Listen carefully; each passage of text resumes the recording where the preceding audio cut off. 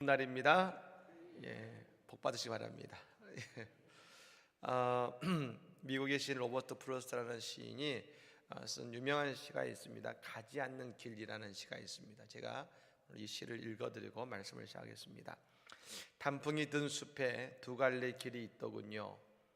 몸이 하나니 두 길을 다 가볼 수는 없어 나는 서운한 마음으로 한참 서서 잣나무 숲속으로 접어든 한쪽 길을 끝간데까지 바라보았습니다. 그러다가 또 하나의 길을 택했습니다. 먼저 길과 똑같이 아름답고 아마 더 나은 듯도 했지요. 풀이 더 무성하고 사람을 부르는 듯 했으니까요. 사람이 밟은 흔적은 먼저 길과 비슷하기는 했지만 서리 내린 낙엽 위에는 아무 발자국도 없고 두 길은 그날 아침 똑같이 놓여 있었습니다. 먼저 길은 한 번 가면 어떤지 알고 있으니 다시 보기 어려우리라 여기면서도 오랜 세월이 흐른 다음 나는 한숨 지으며 이야기하겠지요. 두 갈래 길이 숲속으로 나 있었다. 그래서 나는 사람이 덜 밟는 길을 택했고 그것이 내 운명을 바꾸어 놓았다라고.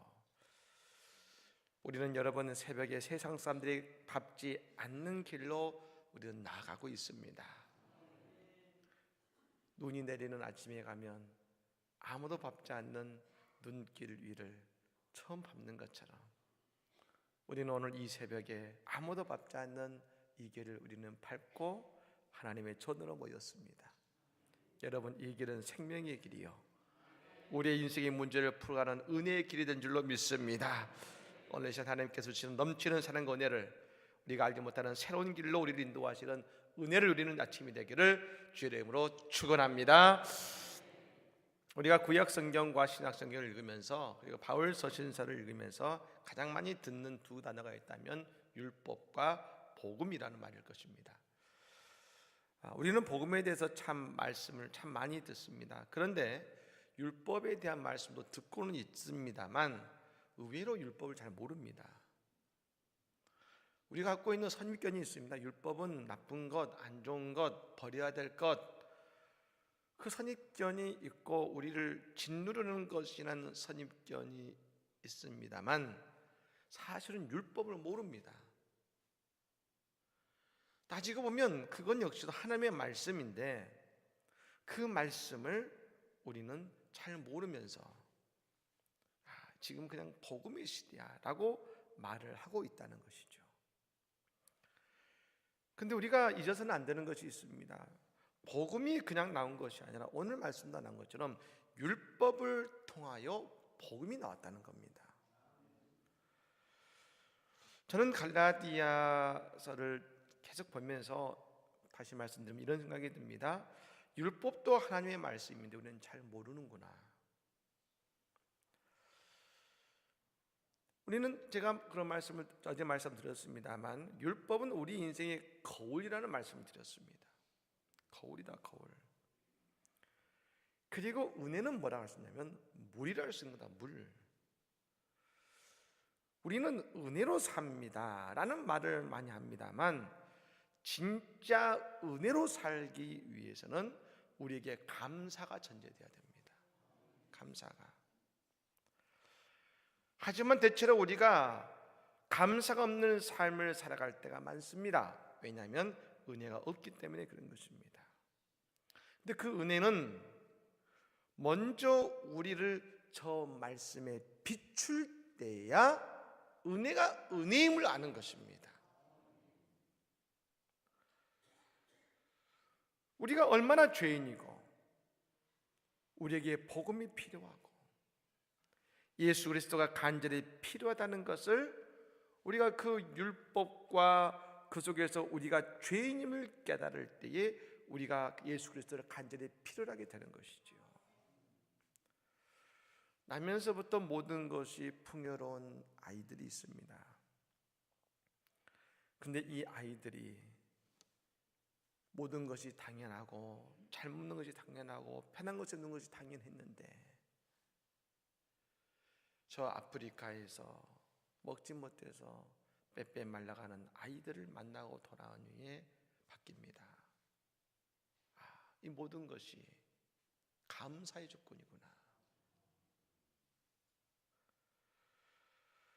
그렇습니다. 오늘 내가 하나님의 말씀을 통해서 어떤 죄인인지가 깨달아지면 말입니다, 예수 그리스도가 간절히 필요하게 되고, 그때 우리는 예수를 만나고 예수를 통해 우리의 죄가 다 씻겨지는 은혜를 경험하게 되는 것이지요.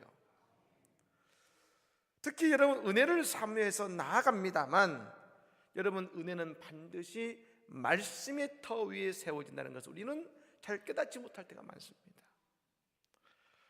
요즘 여러분, 우리 교회가 은혜가 충만합니다.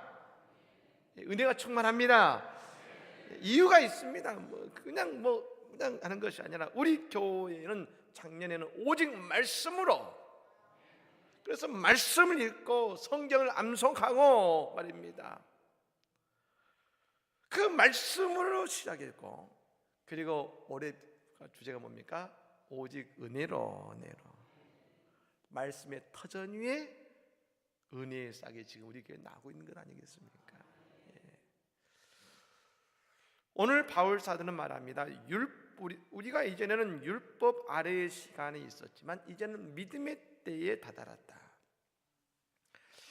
여러분, 이 율법은 늘 우리를 믿음으로 인도합니다. 그리고 믿음으로 나아가는 몽학성생이 되고 초등교사와 같다고 말합니다.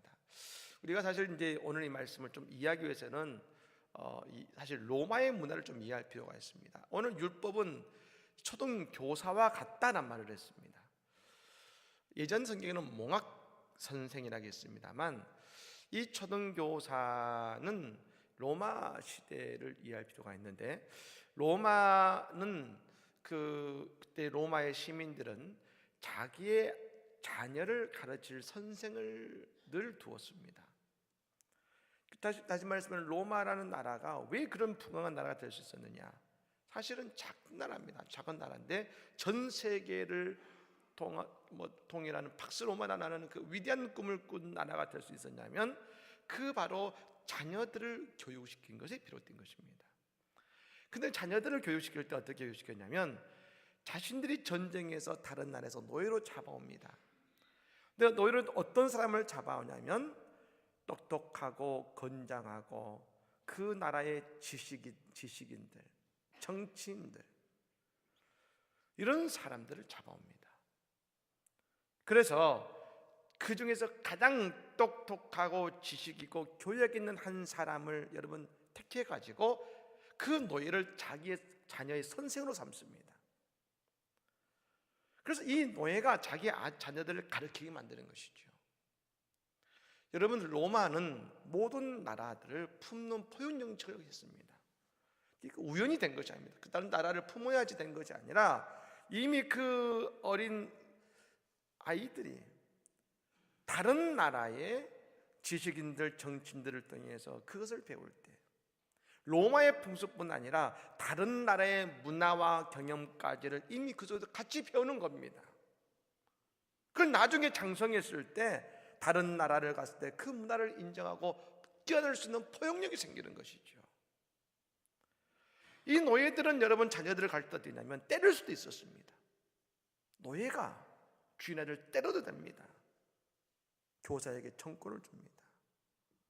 그리고 나중에 교사는 여러분, 나중에 이 아이가 장성하면, 그 아이가 청년이 되어서 국가를 보기 시작하면 그 옆에서 국가를 돕는 그 청년의 가신이 됩니다. 여러분, 그와 같이 말입니다. 율법은 자녀를 돕고 가르치는 초등교사와 같은 겁니다. 율법은 하나님을 알게 해주고, 율법을 통해 우리의 죄의 모습을 분명하게 깨우치게 만들어줍니다. 그래서 우리가 하나님의 은혜가 필요하고 예수 그리스도에게로 나아가야 된다는 사실을 우리에게 깨닫게 해주는 것입니다. 철로역정에 이런 이야기가 나옵니다. 한 사람이 책을 읽으면서 막 울기 시작합니다. 그 사람의 이름은 기독도라는 이름의 사람인데, 그 사람이 갑자기 자기 등에 무거운 짐이 얹어져 있다는 사실을 발견한 것입니다. 그가 읽는 책을 봤더니 그것이 뭐냐면 바로 성경책인 것이죠. 작가 존 bunyan이 말하고 싶은 것은 율법입니다. 율법을 통해서 그가 얼마나 죄인인가, 그래서 자기 등에 얼마나 무거운 죄짐이 얹어져 있는가를 발견한 것입니다. 그 짐을 떨쳐버리고자 애쓰지만 해결하지 못합니다.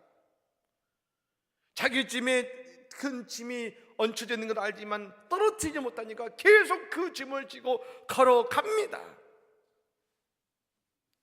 그 길을 걸어가며 허덕이며 걸어갑니다. 빛을 지나 작은 문을 지나고 언덕을 지나 마침내 어디까지 가냐면 십자가 앞에까지 가는 것이죠. 십자가 앞에 왔을 때 그 순간 그는 자기 어깨에 얹어졌던 그 짐이 다 풀어져 없어지는 경험을 합니다. 그렇습니다. 율법 앞에 범죄한 자가 자신의 모습을 발견한 다음은 내 죄를 해결할 예수 그리스도의 영광된 십자가를 향해 나아가는 것이지요. 그때부터 십자가가, 눈으로 바라보는 십자가가 내게 살아 역사하기 시작하는 것이고, 그 십자가를 발견하는 순간 그 인생이 새로운 길로 나가게 되는 것입니다. 여러분, 이 아침에 십자가를 발견하는 아침이 되기를 주의 이름으로 축원합니다. 이 십자가를 발견하게 되면 우리는 세례를 받게 되고 그때부터 그리스도로 옷 입게 되는 것입니다. 여러분, 로마에서는 그리스도를 옷 입는다, 이것은 한 가지 이제 로마의 풍습이 또 있습니다만 16세가 되면 로마인은 여러분 성인이 됩니다. 여러분, 이 16세의 전통이 미국에도 살아 있어서 16세부터 성인으로 칩니다. 근데 16세가 되면 토가 비를리스라는 옷을 입습니다. 여러분, 아마 우리가 이제 로마 그 영화를 보면 로마 사람들이 하얀 천을 막 이렇게 들고 있지 않습니까? 그게 뭐냐면 토가 비를리스라는 옷입니다. 이 옷은 아무나 입는 것이 아니라 16세 성인이 될 때 이 옷을 입는 것이죠. 즉 오늘 여기서 말하는 그리스도로 옷 입는다, 이것은 이제 어린아이가 아니라 성인으로서 그리스도로 옷을 입게 되는 것이고, 그리스도 옷을 입게 되면 우리가 장성한 믿음의 분량으로 성장하는 것이고, 우리는 그리스도 안에 거하는 인생이 된다는 것입니다. 이런 찬양이 있죠. 주 안에 있는 나에게 딴 근심 있으랴, 십자가 밑에 나아가 내 짐을 풀었네. 주님을 찬송하면서 할렐루야 할렐루야, 내 앞길 멀고 매도 나 주님만 따라가리. 할렐루야. 언제요? 주 안에 있는 나에게 그리스도로 옷 입는 순간 이제 나는 주 안에 있는 존재가 되는 것입니다. 그때에 우리가 놀라운 사실을 발견합니다. 우리가 그리스도의 옷을 입고 예수 안에서 하나가 되는 은혜를 경험하는 것입니다. 여러분, 남북한이 나눠져 있습니다만 남북한 하나가 되는 여러분 유일한 길이 뭘까? 그건 정치 경제가 아니라 예수 안에서 하나가 될 줄로 믿습니다. 되는 것이죠. 그래서 여러분, 복음이 들어가는 곳에는 모두가 하나 되는 참 놀라운 역사가 일어난 것입니다. 초대교회 보십시오. 그들에게 성령이 임하고 예수 안에 가고 그리스도로 옷 입자, 모두가 다 한 위대한 공동체를 이루지 않습니까? 빌레몬서에 보면 빌레몬과 그 집의 노예로 살다가 도망쳤던 오네시모라는 사람이 나옵니다. 여러분, 그 당시에 로마 법은 신분의 차가 분명히 있습니다. 노예가 있었습니다. 근데 오네시모는 도망친 노예였습니다. 도망친 노예는 잡히면 죽는 것이지요. 근데 오네시모가 그 빌레몬에서 도망쳐서 가서 로마에서 바울을 만납니다. 그리고 그 바울을 통해 복음을 받아들입니다.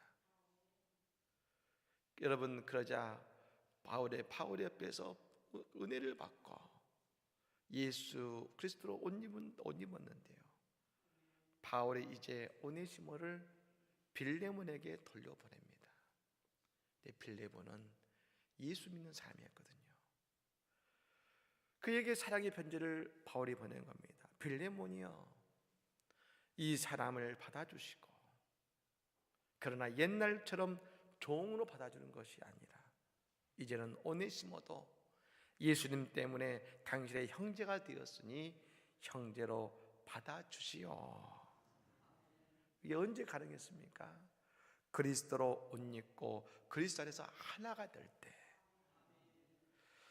여러분, 저는 사실 이 빌레몬서를 보면서 빌레몬도 참 대단하다 이 생각이 들었습니다만, 근데 진짜 놀란 것은 누구냐면 오네시모다. 오네시모. 그 편지를 들고 빌레몬에게 갔다는 겁니다. 오네시모가 빌레몬에게서 도망친 이유가 있겠지요. 노예였지만 도망친 이유가 있었겠지요. 그런데 그 빌레몬에게로 다시 돌아가는 그 모습 속에서, 아니, 그 편지를 받아도 그래도 너는 노예고 나는 주인이야, 넌 도망친 노예야 하면서 죽일 수 있겠지요. 그럼에도 불구하고 빌레몬에게로 돌아가는 그 모습 속에서 우리는 진짜 믿음이 무엇이고, 정말로 이 오네시모는 빌레몬을 예수 안에서 한 형제요 자매라고 믿고 나아가고 있구나, 이것을 여러분 좀 볼 수 있는 것이죠. 이것이 뭡니까? 복음의 힘이고 복음의 능력이고 복음의 은혜인 것입니다. 사랑하는 여러분, 우리에게도 이 복음의 능력을 통해서 하나가 되기를 원합니다. 오늘 이 새벽에 하나님의 교회 안에서 누구나 예수 안에서 하나가 되는 놀라운 사랑의 열매가 맺혀지게 될 줄로 믿습니다. 사랑하는 여러분, 오늘 하나님의 말씀을 통하여 우리는 깨닫습니다.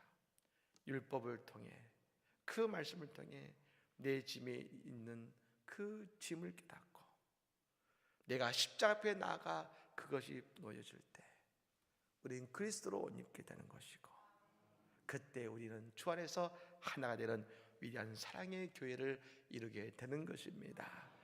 오늘 우리 안에 이 사랑의 역사가 넘쳐나는 은혜가 있기를 예수를 간절히 축복합니다. 아멘. 찬양하겠습니다. 오직 믿음으로.